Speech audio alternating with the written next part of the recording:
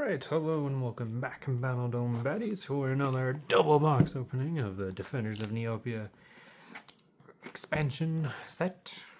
The first set of the Neopets Battledome trading card game by Upper Deck. So, this is box number 4 and 5, if I remember correctly. Let's have a look-see here, and we have our second old phone charged and ready to go to take a look at some new cards from the 25th anniversary set. So let's just get set up here. Toss these over there. There is box number 1 and box number 2 for this video. Left the pack in that box. Sometimes that happens, sometimes it happens. I always gotta double check. Okay, so what else did we learn from the video last time? We want to open the packs over here because the microphone doesn't really pick up this as much. So that's nice. Okay, so some new cards and effects from the 25th anniversary set. So obviously we have the 25th anniversary paintbrush. Very cool, very colorful. And, oh, going the wrong way. Okay, going this way. So, the 25th anniversary. It actually has an effect on the pet that it gives in addition to a stat bonus.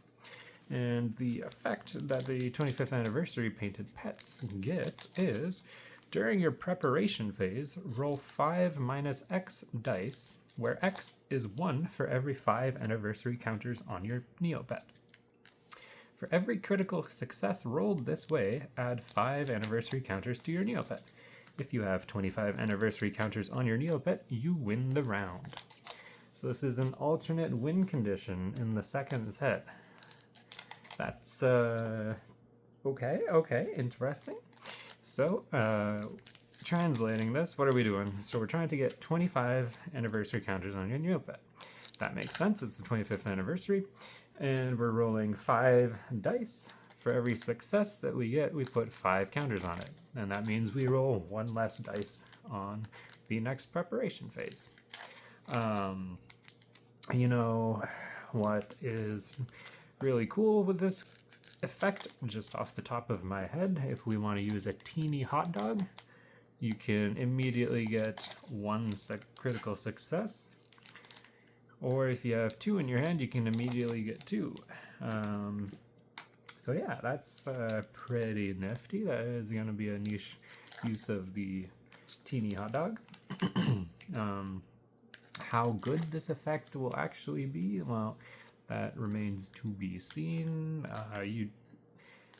Honestly, I could see people playing this in a very tanky / stall style deck, where you're just trying to win with this and survive damage, but who knows?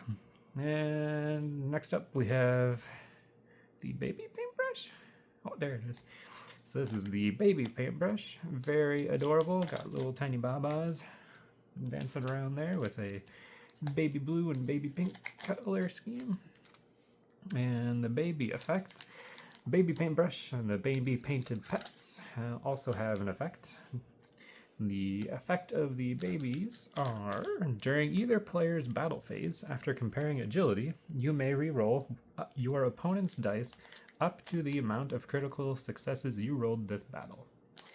So what does that actually mean? So this means, during either player's battle phase, so if you're attacking or defending, after you compare agility, you may re-roll your opponent's dice up to the amount of critical successes you rolled this battle. So this is reliant on you getting critical successes. So this is also a niche use of Teeny Hot Dog. And this is specifically after comparing agility. I did ask for clarification on whether this would trigger before you do the re-rolls after comparing agility, or before you compare agility and do rerolls. But then I was like, well, if it was before you did the rerolls from comparing agility, it really wouldn't really matter as much. It wouldn't be as impactful. And yeah, it turns out that you do compare the agility first, re-roll the dice, and based on the difference in agility, and then you apply the baby effect. And this can be used to re-roll hits into misses, hopefully, or misses into critical hits, or critical hits into misses, that sort of thing. So this is one way that you can, another additional way, in addition to Jidora's Curse Coin and these Scorch Stones, that you can negate, supposedly, critical successes on attack rolls that your opponent makes. So that is pretty neat. This will be fairly strong, I think. This is a way for you to go like all in on either attack or defense and not really worry about the agility stat, because even if your opponent rerolls like 6 dice, if you roll 6 critical successes, well, you can reroll six dice on either your opponent or yourself. So that's pretty cool. Or sorry, no, the baby effect only works on your opponent's dice. Right, okay, so this will make it easier to push damage through and make it easier to avoid damage. It's a pretty cool effect overall. What is the strongest effect between 25th and Baby? I want to put my money on Baby being better, but who knows? Next up, we have the Silver Paintbrush, so that is pretty cool. As far as I know, it is just a stat buff, just like Fire and Starry. I want to say that it is agility and defense, but that is probably incorrect because I believe that is what Starry is. So I'll have to double check on that one. Next new mechanic / card that we're taking a look at today for the 25th anniversary set is the Labre Location card. It has the text, "This card begins the game in your rainbow pool. Once per turn during your preparation phase, you may transform your Neopet."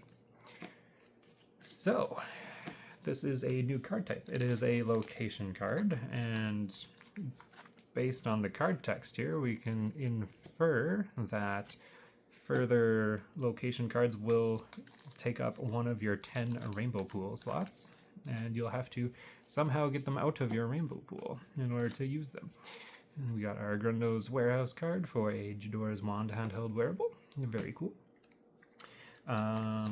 Yeah, so that's a neat thing for a card type. So that's how we'll handle special things like that. And we got a Rainbow Kachik, a very nice guy, having a play with the flowers, going to go sniff them, probably. Very cute. Okay, yeah, cool. So, locations, pretty cool.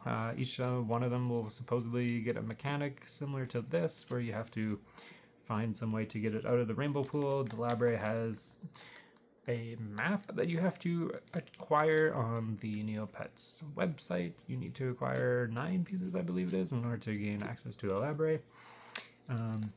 However, translating that into the Neopets Battledome trading card game, if you want to put 9 cards out of 50 in your deck just to get a library, well, the effect has got to be pretty crazy if you want to do that. Thankfully, it is a once per turn during your preparation phase, you may transform your Neopet. So this is essentially just a free paintbrush effect that you can apply, and this is the only way that you can get the library colors, and certain colors can only be gotten through the library. As far as we know, there is no like a random stat kind of thing that the library will give yet. So how do we get the library location from our rainbow pool? Well, there are 4 library map pieces that we will actually put in our deck. As far as I know, they will be unique. I believe in a live stream they said that you'll put 1 of each in your deck. They didn't test if you wanted to play 2 in a deck, so whether they keep the restriction of 1 of each per deck, we'll see. It would make sense that we have 1 of each of the 4 map piece locations, or map pieces, in the deck instead of multiple copies. Yeah. That would just make sense to me. Anyways, Lab Ray piece. says you may collect this card as a Lab Ray map piece. When you have collected all 4 Lab Ray map pieces, put them into your rainbow pool and place the Lab Ray location in play. Oh, that's a mouthful. Struggling to say that for some reason. Anyway, so what does this tell us? So there's a new keyword, I guess you could say, in collected. You may collect, and once you have collected. So if you draw a Lab Ray map piece, or I guess I could just say map piece at this point. If you draw a map piece, or somehow start with one or whatnot in your inventory, you will immediately put it into the Battledome. However, it does not count as actually technically being in the Battledome for purposes of Con the Unstoppable. If you play a Con the Unstoppable on your opponent and they have either Lab Ray map pieces or the Lab Ray location, they will stick around. They are immune to being conned, which is very cool. So yeah, you'll immediately place them down. I do not believe that you will get a replacement draw if you draw one of these from your deck into your inventory, for example, at the start of your turn. So yeah, that's pretty cool. So you have 1, 2, 3, 4 unique artworks for the map pieces. I believe you will need 1 of each for your deck. The ones that do not, going the wrong way there. The ones that do not have the left-hand border, just say that you may collect this card as a Lab Ray map piece. So perhaps there is going to be a restriction that you do need 1 of each unique artworks for it, as opposed to just, hey, I have 4 random assortment of these map pieces, so therefore I can use it. It would be kind of nice if they do allow that, just for purposes of playability while you're collecting it. Hopefully all pieces are equally common in pull rate. One won't be extremely rare for no arbitrary reason, but we'll see. In addition to the Lab Ray, there's a fairy for the box. Very good. Yeah, sure, we'll put her up there. In addition to the Lab Ray map pieces and the paintbrushes and all of these extremely cool painted pets, there is one brand new legend in the set. And that legend is the Lab Ray Scientist. He is from the city of Neopia Central team. And he is a level 1 requirement legend. It says, discard 2 cards from your inventory. Search your deck for up to 2 Lab Ray map pieces and add them to your inventory, which you would then immediately collect. So that is really cool. You want to run 2 of these guys if you are running the Lab Ray, just to ensure that you will, at some point, get your Lab Ray online and be able to use it. Being able to just discard 2 cards and tutor 2 Lab Ray map pieces, I immediately want to say that this will slot into Ghost more than anything, but who knows? There are cards that have some discarding synergies. This Hubert has a small defect on the edge there, but oh well. I'll just set him aside. So yeah, that is really cool to see that there is some support immediately for trying to assemble the Lab Ray map pieces. It doesn't seem that it will be super difficult, but who knows? Being a level 1 requirement legend, he is able to be Niloed, which is awesome. So what are some Lab Ray colors? First color, we have Burlap. The card text for the Burlap effect is, whenever a Neopet takes damage, except by this Neopet's effect, your opponent scraps 1. When your opponent would draw or scrap and cannot, deal 1 damage to their Neopet. So, what does this say? What does this translate as? This says, whenever a Neopet takes damage, except by this Neopet's effect, your opponent scraps 1. So, the damage that your opponent's Neopet would take from not being able to scrap 1 due to this fact One your opponent would draw and or scrap. I cannot. So once you run out of cards in your deck, once you run out of cards in your deck, your Neopet will take 1 damage at the start of, in place of drawing a card. This effect has a baked-in ability that says whenever this effect triggers and they cannot draw a card and therefore suffer the damage due to this effect or just from drawing a card, they do not immediately have to try to draw a card and scrap a card, that sort of thing. So there is protection there, which is nice. There is a new mechanic here. It is called Scrap. From just reading this, what makes sense to me is that it is a mill mechanic. So you would say, I'm going to mill you 1, and that means take the top card of your deck and place it into your discard. There are many strategies in other games that have that as an alternate win con and as a playstyle in general. We have our Judora Grando Warehouse card for this box. We have a Judora's Wand handheld wearable. Awesome. Yeah, mill mechanics are very popular with some people. It's another alternate win condition, so pretty cool. Whenever a Neopet takes damage, except by this Neopet's effect, your opponent scraps 1. So this triggers off of your Neopet taking damage and your opponent's Neopet taking damage, which sounds extremely strong just at the start. We have our Rainbow Zafara for the Rainbow Rare of the box. Awesome. Whenever a Neopet takes damage, yeah, this triggers from battle effects and potions and out of battle effects. So cool. Makes some certain potions and other legends a lot stronger.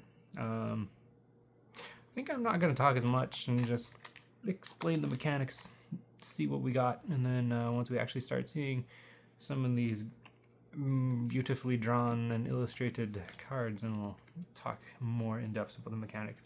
In addition to Burlap, there is a chocolate version that you can get from the Labre. The chocolate effect is, at the end of your turn, look at cards from the top of your deck, or for each damage you dealt by battle this turn. You may play one of those cards, ignoring its level requirement, or add it to your inventory. Return the remaining cards to the bottom of your deck in any order. So this is an additional card play per turn, which is going to be extremely strong. And at the end of your turn, look at cards from the top of your deck for each damage you dealt by battle this turn. So this is triggering on your turn after you deal damage on battle. If you deal no damage, well, you don't get this effect. Like, it technically will trigger, but reveal 0 cards. This is another reveal effect for the Fiora deck, so that is pretty neat.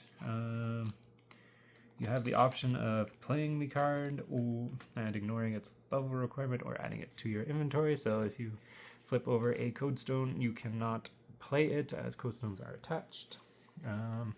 Yeah, no, that's a very strong cheating resource effect. Very cool. Next up, we have Ice as a color. This says, whenever your opponent plays a card, their Neopet gains 1 ice counter. When a Neopet has 3 ice counters, remove all ice counters from that Neopet. They become frozen and cannot play cards until the end of their next turn. Ooh, so this is a improved freezing effect. Very cool. Whenever your opponent plays a card, their Neopet gains 1 ice counter. Okay. So if they play a card on their turn, if they reveal a card and play the card, that counts as that. If they play a card on your turn, that counts. Pretty cool. Being able to just, well, if they just play 1 card per turn on their turn, if they can, and if they do, this will take 3 turns to trigger, and then it will just make them unable to attack, and then they cannot play cards until the end of their next turn. Interesting. Playing this in just like a regular freeze deck will be super annoying,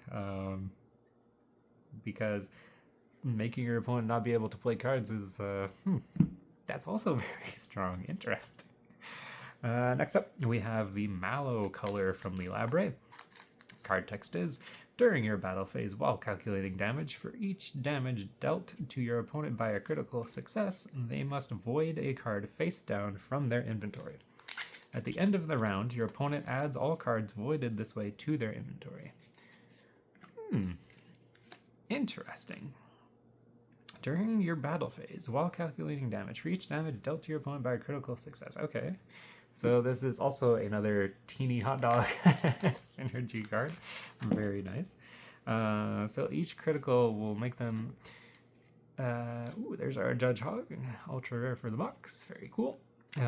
So they will temporarily void a card from their hand face down to the side in the void zone, I suppose. Yeah, must void a card face down from their inventory. So this will place cards into their void zone face down, so you do not get to see what they are voiding. At the end of the round, they will return whatever cards they put... Oh, there's another Marina. Cool, cool. If they will put their cards face down, and at the end of the round, they will return all cards that were voided this way from this effect to their hand, to their inventory. So it is only a temporary resource restriction, but that is pretty neat. Yeah. Pretty cool. Pretty cool effect. Is this stronger than the other ones? That's something to think about, because this is resource denial, but ice just makes you not be able to play the game. That's also kind of resource denial when you think about it. Anyways, moving on, we have 1, 2, 3 more Labre effects. Okay, so what do we have next? We have the Mosaic color from the Labre. Card text is, when this Neopet takes damage, add 1 shard counter to this Neopet for each damage taken. Gain 1 attack for each shard counter on this Neopet. Your maximum attack can exceed 10. That is an interesting way to do a lot more damage and stuff. When this Neopet takes damage, so that is ignoring a battle-only restriction or a non-battle restriction, so that's pretty cool. Gain 1 shard counter to this Neopet for each damage taken. I guess one question would be, if you repaint your Neopet or re-zap it from the Labre, do the shard counters stay on it and can be used when you go back to Mosaic? Because that would be interesting if you could keep the counters and swap the color. But yeah, that means you might roll more than 10 dice on the attack. That's pretty cool. Next up, we have the robot color. Very cool. A classic color. Card text. During your preparation phase, you may freeze your Neopet. If you do, heal D3 damage and draw cards from the top of your deck until you have 8 cards in your inventory. You can only activate this effect once per round. Huh. Interesting. So during your preparation phase, you have the choice of freezing your Neopet, so you cannot attack.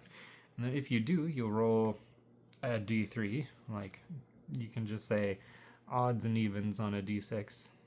So the dice that are included with the starters, for example, those are D6s. In order to roll a D3, you will just say, hey, 1, 2, 3 is 1 and 2 is 1, 2 and 3 is 2, that sort of thing. Just so you can like differentiate that. So that's one way to roll a D3, unless if you don't have a D3, which is a very unique shape of a dice. They do exist. Yeah, that's pretty neat. So you'll freeze yourself, heal up to 3 damage, at the minimum 1, and you draw cards until you have 8 cards in your inventory. You can only activate this effect once per round. That is a future-proofing restriction, I believe, just in case there's something that they want to design later that says, hey, you can get another preparation phase at some point or something like that. So that's pretty cool. Drawing cards up until 8. Interesting. How good is this effect? I could see this being used in a more defensive deck as well, that sort of thing. Last color for the Labre that we know of so far is Sponge. Card text. Once per turn, when you would take damage, you may reduce that damage by half, rounded down. I guess that kind of makes sense for a sponge. They're pretty squishy and not, you know, prone to damage as it would be.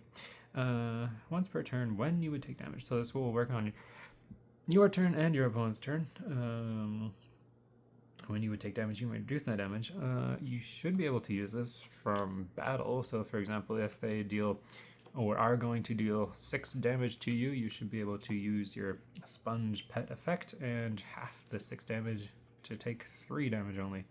So that's pretty strong defensive one as well. I wonder if they're actually trying to like speed up or slow down the game, or just have options for later, because the fairy aggro, or not fairy aggro, fire aggro is pretty strong at the moment. But